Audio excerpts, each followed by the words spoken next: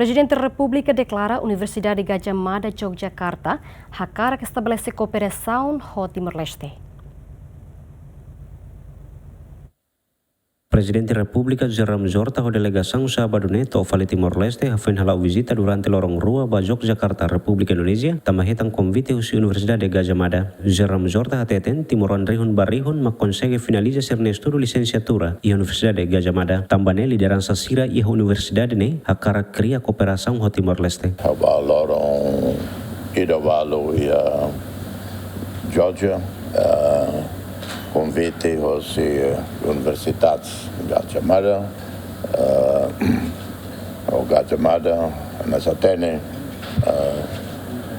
Timoruan, Rio Tolo, que graduado aos Gadjah Mada, e tem essa nelaran.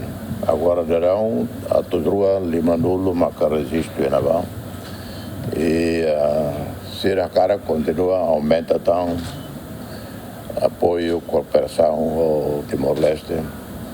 Fohano infali katak durante visita ba Universidade Gadjah Mada Yogyakarta, se festado atau discurso DP focaliu ba serviço comunitária do dar fundação ba liderança global atau inspira estudante no acadêmico sira ko ditraduz inisiativa sira iha base ba solução escalável sira ba paz no desenvolvimento sustentável. Além de laureado Nobel da Paz nemos halo discurso público iha Centro Estudo Estratégico Internacional ko di reforça compromisso timor-lestenian ba estabilidade regional no unidade asianian. Agustín da Costa, GMN.